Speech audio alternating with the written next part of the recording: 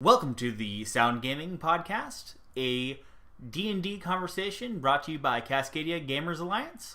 I'm your host, Brendon Faulkner. With me is my co-host, Kyle Morton. Hey Kyle, start the show. Sure. Yeah, let's get going.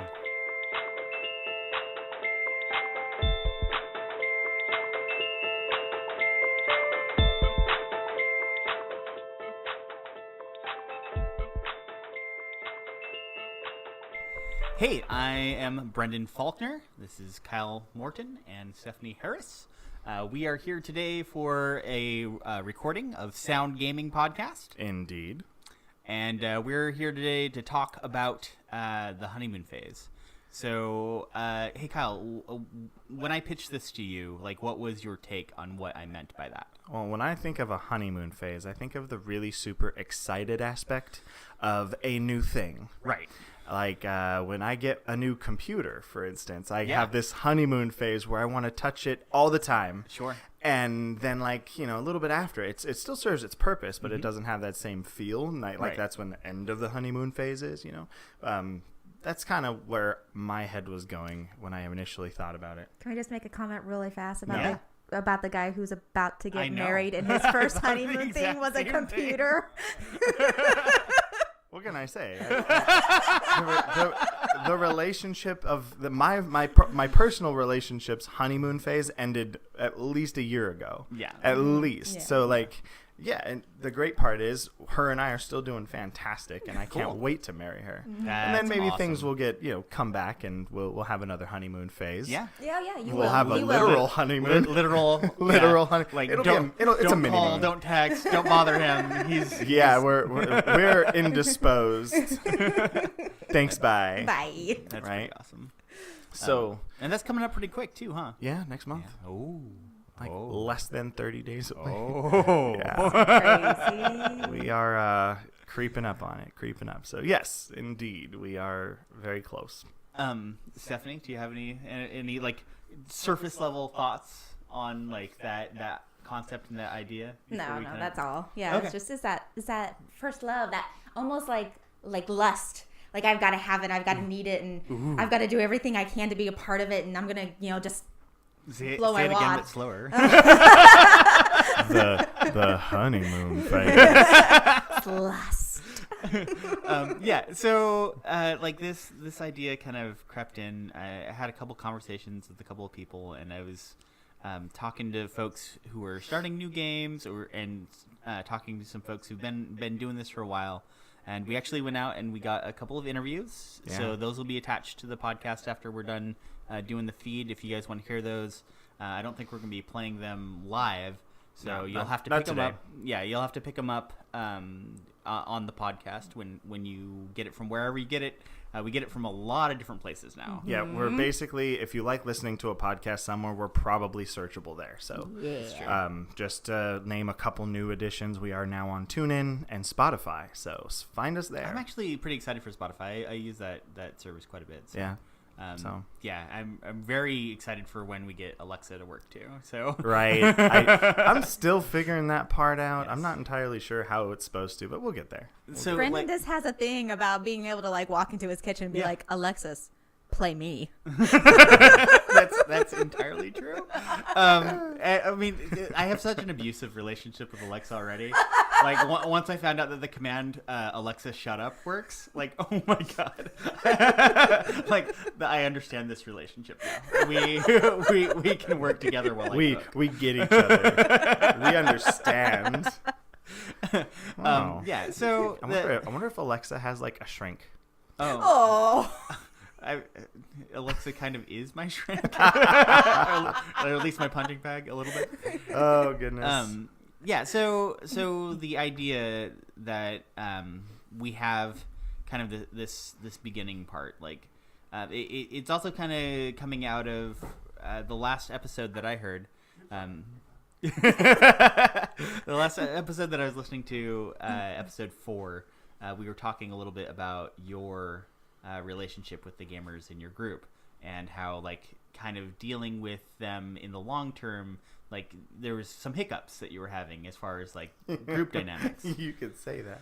And I think that is going to be a little bit of what we're going to be speaking about today as well. Just how to maintain your like kind of internal relationship with the game, like as a DM or as a player. Like, how do you continue to have like a satisfying experience when there are hiccups? How do you turn things around and start kind of enjoying them again? So at the beginning of a new campaign, you have those feelings of like, oh my god, I get to make a new character, I get to make a new world. What to you is like kind of that spot where you know you're in the honeymoon phase? Stephanie? Oh, well, I mean, for me, it's just that, like, just getting ready for the game each time. Yeah. But, like, not only getting ready for the game, but, like, getting ready to the point where, like, I'm poring over the notes from last session because I want to make sure I'm completely prepared for this session, make sure I remember everything and everything is fresh in my mind. Is this as a DM or as a player? Both. Okay, so... Okay, like... now, wait. Hold on. As a DM, I pour over my notes ridiculously about... No, this is mostly as a player because as a DM, I'm a completely different person. Yeah. Yeah, I mean, so the notes that you're looking at as a player, like what are you looking for, like clues that were given and you want to like refresh your mind? Yeah, no, I'm just pouring over all of them and just rereading everything. Like I said, just so that like as soon as we start playing, I can just be in character and I remember all those things from the last session. You know, especially when you go like 2 weeks or a month between playing, you know, you got to get those refreshers. But once the honeymoon phase is kind of over, you're just kind of like, whatever, DM will remind me. Sure. Or another player will remind me. Well, I mean, when I feel like I'm in like a campaign honeymoon phase, there isn't a bad idea from any of the other players. Gotcha. Like in my head, I just think of everything as, let's do that. Yeah. Which actually might have been the reason there were so many issues with like retrospect. Right. Later on, because none of us, there's different aspects to why some of us didn't speak up, but largely we were like, yeah, sure, it's still only session 3, and we could totally let you totally backtrack 3 days worth of travel just because you think that a town large enough to protect itself might be in danger. Yeah. But whatever, there's definitely not going to be consequences. Right. So because it's that like you're in the honeymoon phase, you're still building those relationships, so you kind of want to tiptoe around your own like personal opinion. We want to collaborate as much as humanly possible, and if that means I just don't say anything, okay, I just won't say anything right now. Right. Whereas once you get past the honeymoon, you're like, listen. be please. I know that's what you want to do, but let me tell you why you're wrong. Yeah. Which leads into like sometimes some hurt feelings, or sometimes you have like kind of those like you're not really managing your expectations anymore. Yeah. And that leads to a term that I'm coining right now as of this particular campaign fatigue. Mm-hmm. Perfect. And I think that like as a DM, like I know when it's setting in, right? My first foray back into 5e, I've talked about it before, was at the Tacoma Mall, right? And just the act of getting all of my minis together, all my supplies together, loading them in my car, and then like wearing myself out with 10 people, and then, and then like going to pack everything and just walking back to my car, I was exhausted by the end of it, like physically just like, can somebody please help me? and then like I still jazzed up, still like fired, but like I would start thinking about the next campaign a week later because I still had that 2 week spacing, which for me is kind of the perfect amount of time between sessions. I know some people can't go 2 weeks. They like, I need it every single week. I need my weekly like ritual. But for me, that's where I've found like kind of a good pacing, because it gives me a week to kind of digest everything that happened, and then a week to start planning and start figuring things out. 100%. As a DM, I would not do it any quicker than 2 weeks. Yeah. And, you know, we're also a little bit older than maybe some of the other players. That's true. You know? All right, guys, see you tomorrow night. Nope. Yeah. Like, I'm sure we're gonna have some young 20-somethings laughing at us, so it's okay. Grandpa can't get to the club. I'm sorry, it's not happening. Bring the club to Grandpa. we're eating at 2:00. Yep. Bed by 5. Thank you. You didn't give us your take on what it feels like to be in the honeymoon phase. So what it feels like for me to be in the honeymoon phase is a lot of like trying to take high concepts and make them into something that's easily digestible. So it's a lot of funneling. That's the kind of way I imagine it. Like I'll have like maybe I'll be in love with something that's just a totally like weird off the wall thing that is a Brendon brain thing, but then funneling that down into something that's digestible in a campaign. Like I already know that's what my challenge is going to be when I spark an idea. So that honeymoon phase for me is usually pretty quick. Like I'm like, oh, okay, this is it. This is something I can get behind. It's something that I already love, and I usually tend to pick things that other people will already have in common, and B, I can like get references on quickly. So like that's why I picked early American history for my campaign. It's because everybody went through civics class, right? Like I wanted something that everybody could like pick out bits and pieces that they would remember and have callbacks to, without doing the groundwork of laying out a world where they would have to know all of the history, or have to like buy books on Faerun and have everybody like, all right, read this section. This is what's gone on in the world, and then having them like, I feel like there's something a little bit more innate to dealing with either pop culture or history that you can kind of pull from. Yeah. So that's my honeymoon phase. Like quickly moves into the planning phase. So it feels real good to come up with an idea. Sometimes there's regret in that. Sometimes, like a couple months down the road, I'll be like, why was I so interested in this thing? It doesn't seem to be working. Yeah. For instance, I have a little bit of fatigue right now about our current campaign that we're in, about trying to do a more serious take. Like I'm not the kind of DM who typically worries about hunting and gathering and crafting, but I wanted to do something more, so I put a lot of work into that, and now I'm just like, I don't quite know how to make it like as fun as what I originally thought it would be.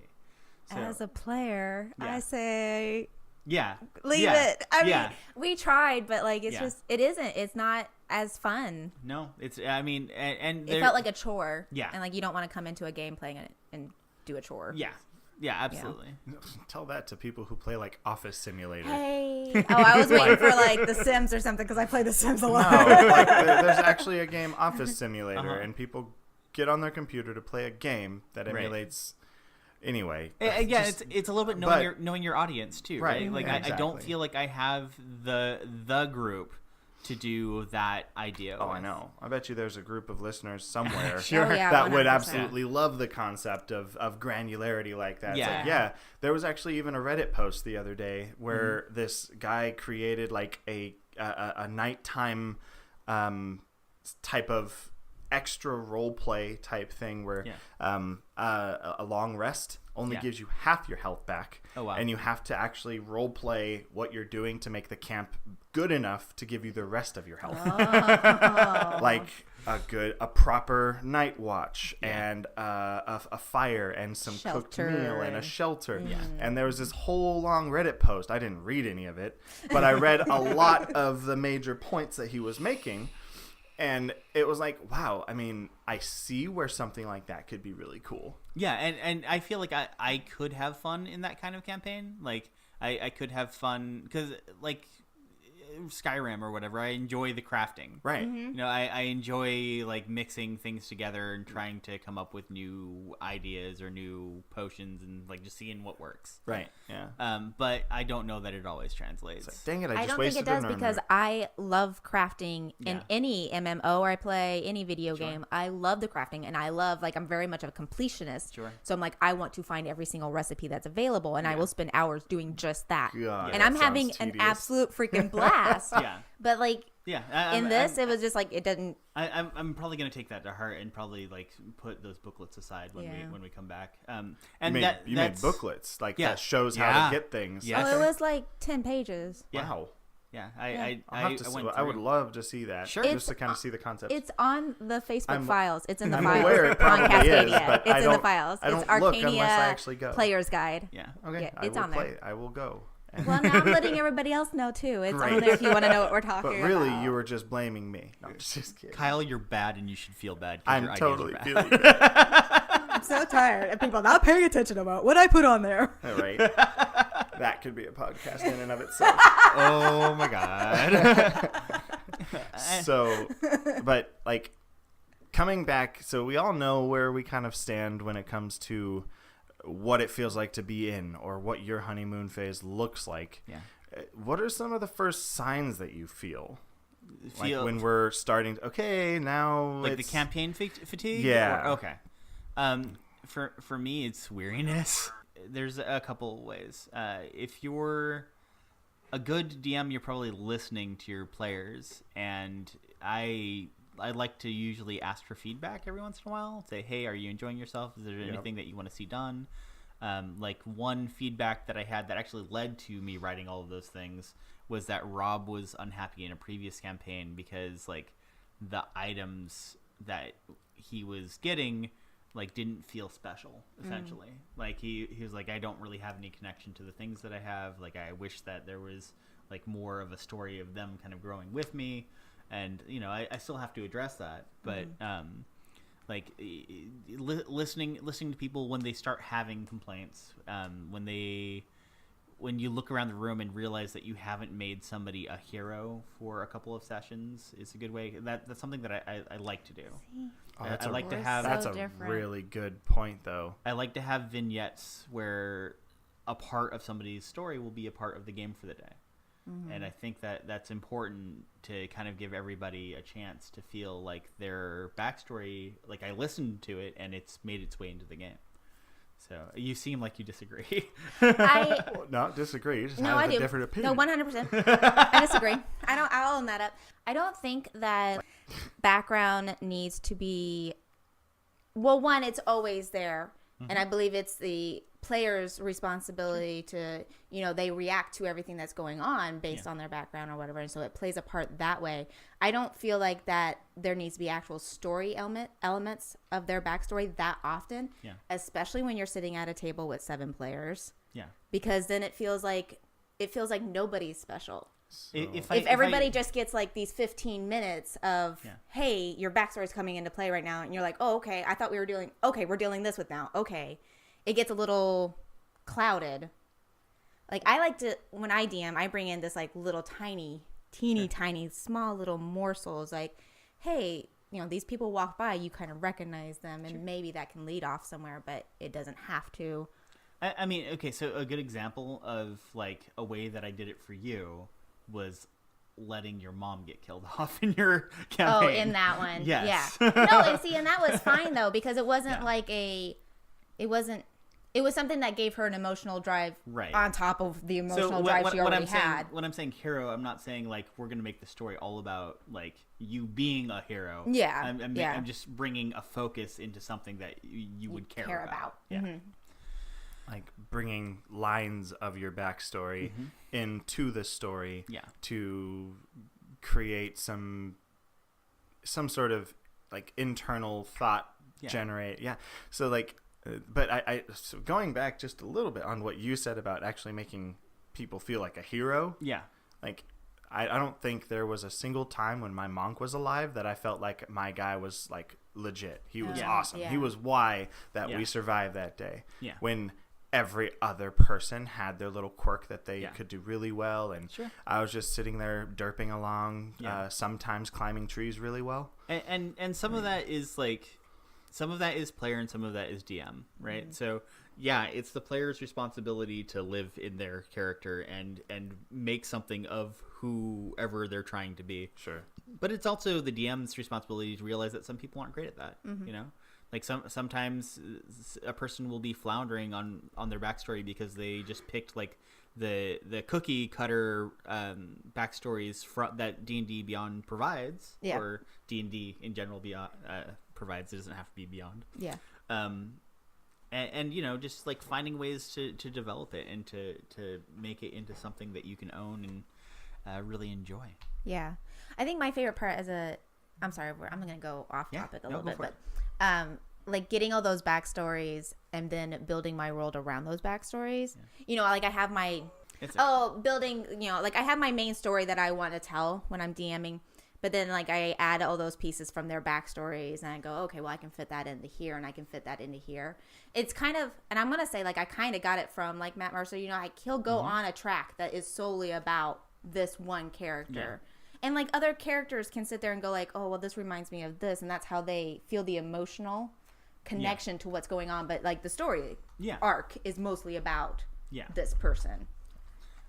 Another thing that you can have as like a moment where you're kind of realizing that there's some campaign fatigue is like when interpersonal conflicts come into play. Mm-hmm. Not all players are gonna get along. Mm-hmm. That's kind of just a part of life. Like you have any group working closely together, even us as admins working close together, we have our ups and downs. 100%. No, we're perfect. I mean, I am. Well, okay.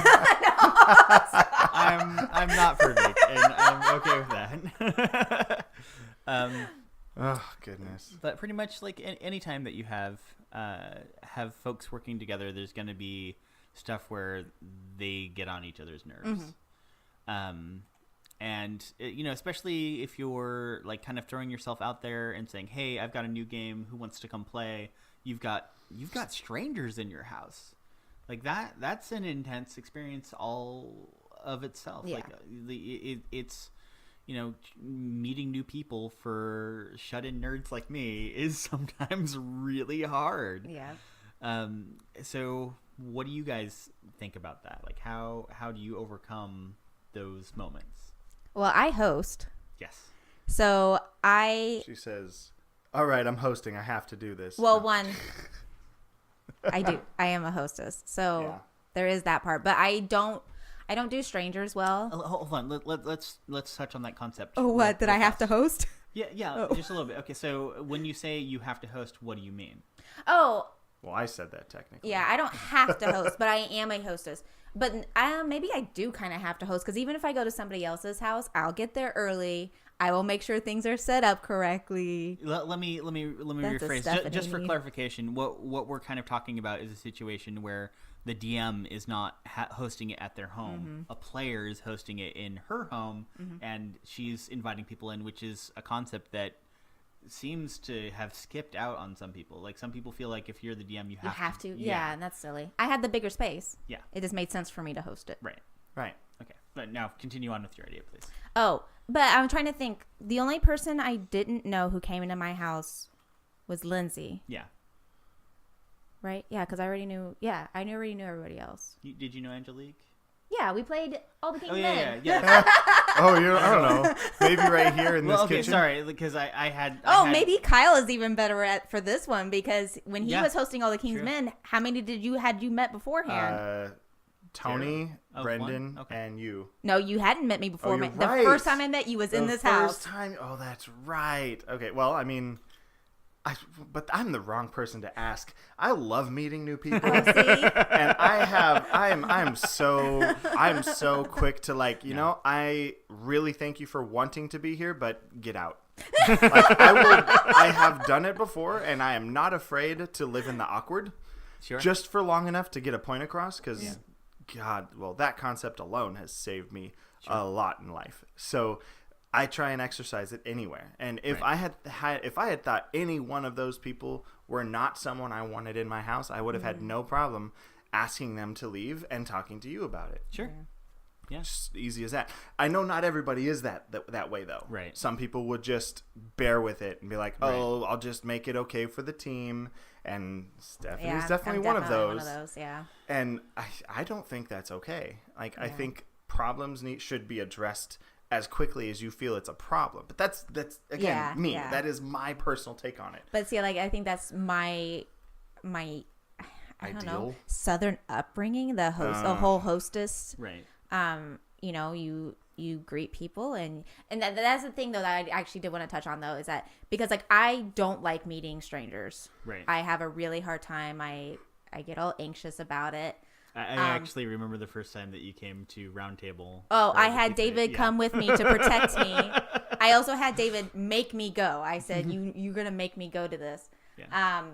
Yeah. Because especially, but then I think if I host though, I'm in a role. I'm in the role of hostess. Right. So then that makes it so much easier. And like we talked about this at my employment too. Like whenever I tell people that like I don't like people or that, you know, I don't like meeting strangers, they're like, but you're so good with like people that you don't know who walk in here. I'm like, yeah, but I'm in the role of teller in that case, or I'm in the role as hostess. Yeah. And so that's very easy for me to like brush aside I'm scared of people and I don't like people. Yeah. So there's this concept, like kind of relating it back to the whole like relationship idea, like marriage and like their early part. Where I believe that there's a really big difference between being in love with something and feeling responsible for it. And so, like, if you're just doing something where you feel responsible for it and you're not in love with it, like that's where resentment can kind of start. 100%. So finding ways to stay in love with your campaign, finding ways to continue to feel affection for your friends. That's kind of super critical, huh? Yes, generally affection is a good thing to feel towards friends. Well, you know. Yeah, well, okay, feeling affection for the strangers for the that are in your house. Yeah. Right. For the, it's like I recently feeling kindness. I guess. I recently stepped away from 2 campaigns. Yeah. Partly because of You're getting married. I'm getting married and I have a lot of stuff to plan, but also. Partly just because, in one of them at least, there was a lot of resentment. Yeah. At least, and sadly unspoken. Just never had gotten a real chance to talk to the DM about it. But I wasn't a super fan of how things had progressed. So you just kind of that leads me to a great segue. How important is communication in interpersonal relationships? It's super duper important. Well, that's there's this 1 to 10 list. Sure. Communication is at 0.0 because you can't have a list without communicating the list. True. Right. Like, true. So, what are some examples of bad communication? Not communicating. Okay, sure. that's a great example. Like just kind of sitting there and taking it and letting your resentments kind of flare up. That's real bad. Yeah. Stephanie? Bad communication? Sure. Not like what are the relationship killers? Lying. Sure. Yeah, for sure. Yeah. But like that's generic. Like generically speaking. Yeah, I mean, and it works because we're talking about kind of like a metaphor here. Yeah, right? like a series of relationships, not with just your players, but also with the game itself. Right. How well you feel about continuing. Like, so, where are we talking like in regards to like communicating metaphorically with the campaign? Or just generically. So when you're having campaign fatigue, a lot of it is about your relationship to the players and to the game. Right. Mm-hmm. Right. And that largely means the DM as well. Right. Yeah. It definitely means the players too, though. Like I've experienced campaign fatigue as a player. Where I'm thinking of campaign fatigue as a player. Sure. No, he's saying towards the DM. Towards the player DM. Having fatigue against not just other players, not just the campaign, but the DM as well. Mm-hmm. Yeah. Like maybe a particular practice of a DM was novel and unique, and okay, we'll go with it for now. Yeah. But after the 12th or 13th time in a campaign, you're like, okay, can we not now? See, like, that's move definitely on? moving out of the honeymoon phase where you look over things. You're like, oh, okay, Right. well, this is unique. Maybe I could get used to it. But then you get out of the honeymoon phase and you're like, nope, pet peeve, stop it. Right. It's like, I don't need to see any more cat pictures dressed up. I don't, not at all. We now move on to an interview. We would like to introduce a member of Cascadia Gamers Alliance. We got to sit down with him and discuss his thoughts on the honeymoon phase in regard to starting a business that contributes to our favorite game, Dungeons & Dragons. This is Chris Hunt, and this is his story. Let's hear what he has to say.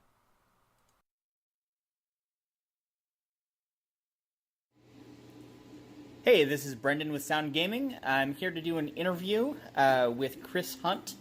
We're here to talk today about the honeymoon challenge that we've been talking about all day on the podcast. With me, as always, is Kyle. Say hi, Kyle. What's up, guys? And this is Chris. Say hi, Chris. Hello. All right, so Chris, you have one of probably the most remarkable things that I've ever seen in my life. You have a business that started out of your own home, and it has to do with D&D. Why don't you just kind of give us a brief overview of what that is? So, I make miniatures as well as ship terrain. Although there is some branching out involved with the ships. There's some other parts too, but yeah, for the most part, I design files for people to turn around and print on their home 3D printers. Okay. So, I mean, it's kind of everybody's dream, right? Like, any DM who has ever, like, taken the time to put a world together, they just kind of want other people to experience it, other people to see it. You have that moment where you're thinking about the possibilities and like what would be really cool for other people to see. Do you remember what your moment was for the business where you're like, this is the most fascinating thing, or I have like this passion, or? Yeah, it started a couple of years ago, and I was working on a different terrain system that I eventually walked away from. Mm-hmm. For buildings, because I wanted some cool modular buildings that I could reuse at the game table. Mm-hmm. Because people that know me and my DM style know that I like miniatures and I like props. And, yeah. So, anyways, I started working on those pieces, and my brother asked me, "Why don't you build a boat?" Sure. And I looked at him like he was crazy. Mm-hmm. And said, I don't know that a boat is possible. And after looking it up online, I was like, I'm pretty sure a boat isn't possible to be modular. And I started working on caverns to go with my buildings. Mm-hmm. And then I was sitting there looking at one of the cavern walls and went, holy fork, that looks kind of like a ship hull. Mm-hmm. And so I slowly started working on it. And if you fast forward to the tail end of 2017, when the first iteration of the modular ships came together, I showed it off to a few friends because I was pretty proud of it, and everybody said pretty much the same thing. They're like, holy crap, you need to sell that. Yeah. And They said that because they wanted to buy it, by the way. Yeah, I realize that now, but at the time it was man, I don't know. And then I showed it off a little bit online, and the responses were pretty heavy. And so I launched a Kickstarter. And yes, you did. It took off, and I went a little more ambitious than I meant to. Mm-hmm. And converting from the original version that the ship was done in to the version that it is now took a lot more work than I anticipated. Yeah. But it's been a fun ride. I mean, the community has been really receptive. I was shocked last year at Gen Con when I found out that most of the game devs there knew who I was and were familiar with my work. That's got to be a good feeling. And that's cool. That was actually kind of creepy. Power of the internet, my friend. Yeah, but when Hero Forge is familiar with your miniatures and call you the boat guy, that Oh, hey, you're the boat guy. And That's when you just go, yeah. yeah, and not just them, but Just for the people who can't see us, Kyle totally did gun fingers on that. Yeah. Yeah. So hey, just to kind of like swing it in a slightly different direction. I promise it'll tie together later. So kind of the same question, but like when you first fall in love with a campaign idea, right? So think about like what it's like when you come across like a setting or you have an idea for a homebrew. Like where is that spark? Like what can you tell me about that feeling? I love creating worlds. Sure. And one of the worlds that I've had that, it will eventually build to a D&D setting. Sure. I mean, some of the boat designs and the little things that you'll see if you really look hard, I have a pretty big love for some of the ideas. Are you hiding ideas for your world in your art? Yeah, I am. That's amazing. That's so cool. I love that idea that you can kind of look at it and like see a little bit like maybe it's almost like looking for conspiracy, right? Like you're looking at the little clues here and there that are kind of set out. That's a really fun idea. It's actually a pretty common theme among the lore enthusiasts in the world of Magic the Gathering. Sure. Where they'll try and find, we're going to this plane next, based on what some nonsense character who said something in their card art. But in this case, knowing that it's there, now it makes me want to like go through and find them. And, hey, what is it? Actually, there is one already in D&D. I know this is a tangent, but are you guys familiar with the obelisks? Yeah. Okay. Okay, so there are various times in official D&D encounters where they include an obelisk that is missing a piece. And if you find the piece and you put it on the obelisk, it heals and puts that part back into it, but they never do anything with it, and they've repeated it several times. So there is actually kind of a conspiracy-style plot. Is there going to be some sort of, like, plane of the obelisks where a bunch of obelisks are thanking the players who fixed them or something? Could be. And there's things like Vecna on the cover of the book, and a lot of that is slowly tying into the world that Wizards is unveiling, and some of that is kind of where I'm going with it. Oh, really? Okay, cool. Yeah, I like building stuff in conjunction with what's coming out as well. Like that's been kind of a design strength, I feel like, because I understand that my players are going to be excited about a new project. So when something comes out, I'll immediately snap up something from a new book and add it to whatever I'm currently playing. Yeah.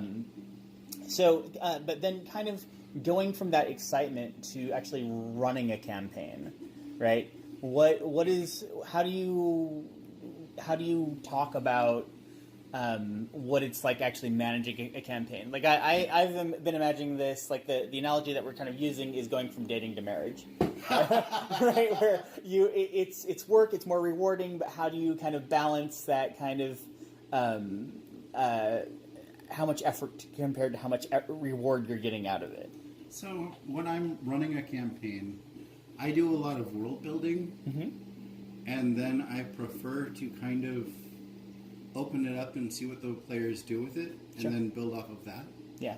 So the last campaign that I ran for a while, I'll be taking bits and pieces of those actions and incorporating them into the eventual lore. Yeah.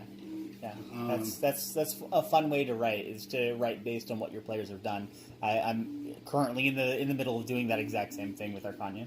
Yeah, the players that have played my game will see some of their player actions later on referenced in one way or another. So one of the parts that you actually had asked about on a game turned into a physical terrain piece that wasn't originally planned. So that was the whole recreates the concept. Oh, the diving bell. Oh. Yeah. Oh, yes. That makes me so happy.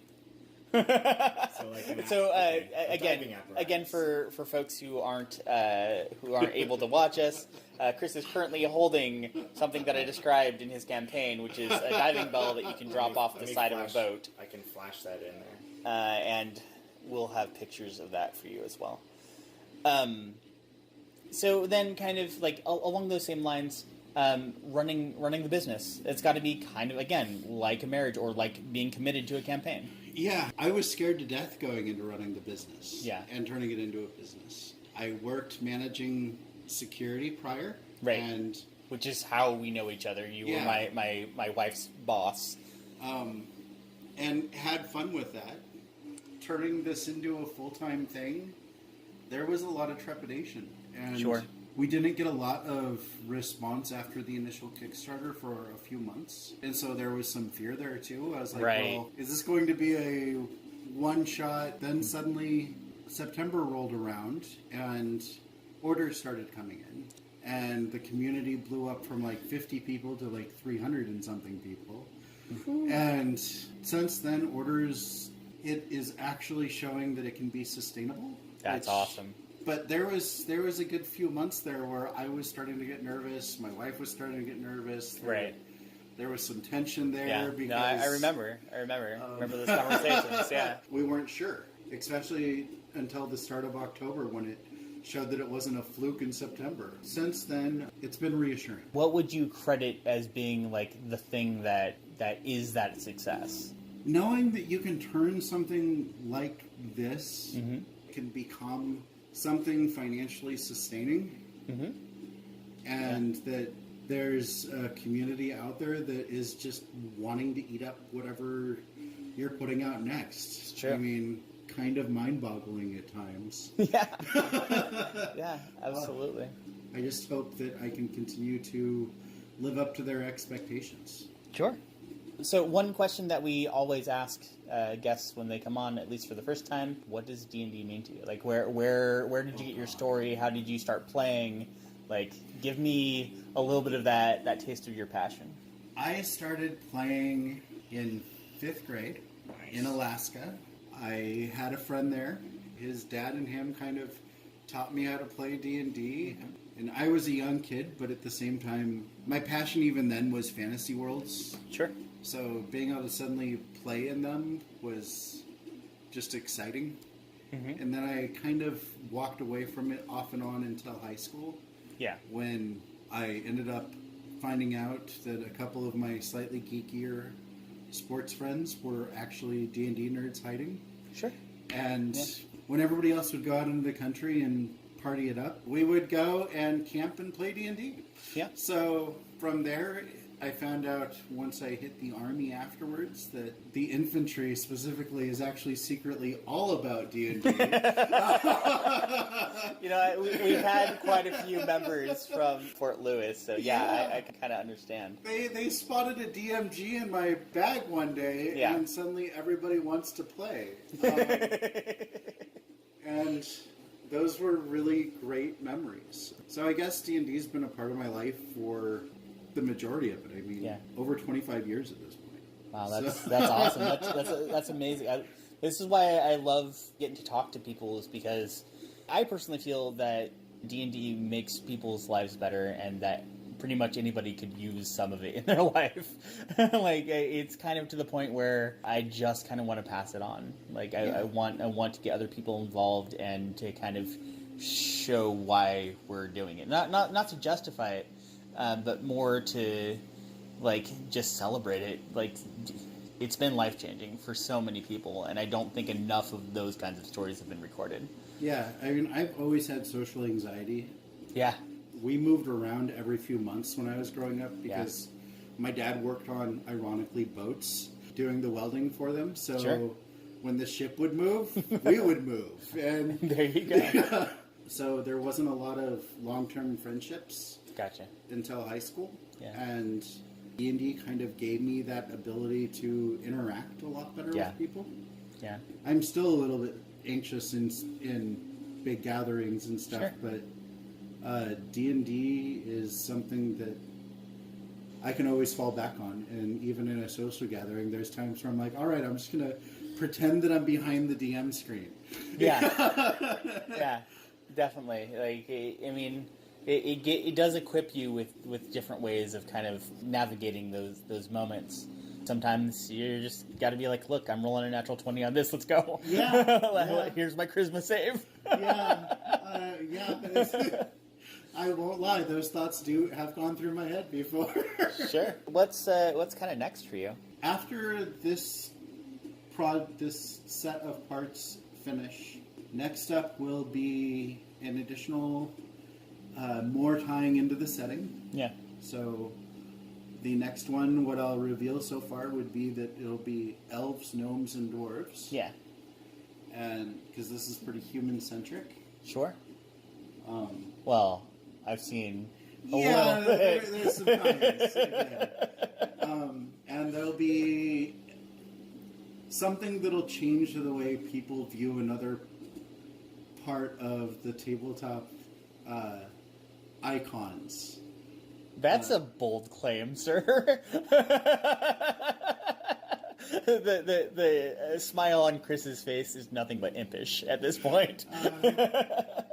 All I can say is that it'll tie into my company's name. Oh, okay. Okay.